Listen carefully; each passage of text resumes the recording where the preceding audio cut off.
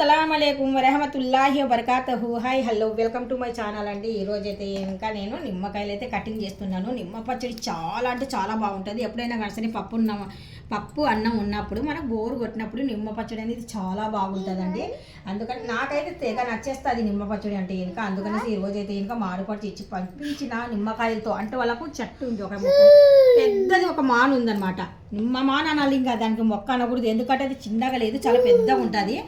బోల్డ్ కాయలు, జస్ట్ ఆ మొక్కకి 200 కాయలు దగ్గర రావచ్చా?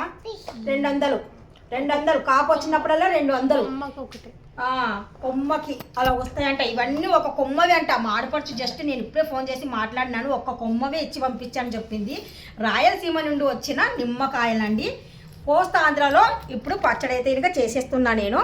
చూస్తున్నారు కదా, నిమ్మకాయలతో పచ్చడి సూపర్గా ఉంటుంది అబ్బా. ఎప్పుడైనా కానీ సరే వేడి వేడి అన్నంలో ఒక స్పూన్ నెయ్యి వేసుకొని నిమ్మకాయ ఒక్క ముక్క వేసుకొని తిన్నామనుకోండి, ఆ రుచే వేరు. అది కూడా అక్కడిక్కడ పుట్టిన నిమ్మకాయలు కాదు, ఇవి రాయలసీమలో పుట్టిన నిమ్మకాయలు. కోస్తా ఆంధ్ర కారం ఉప్పు అయితే కలుపుతున్నాను. మొత్తానికైతే లాంగ్ వీడియో అప్లోడ్ చేస్తున్నాను, చూడండి, ఎంజాయ్ చేయండి. Thank you so much.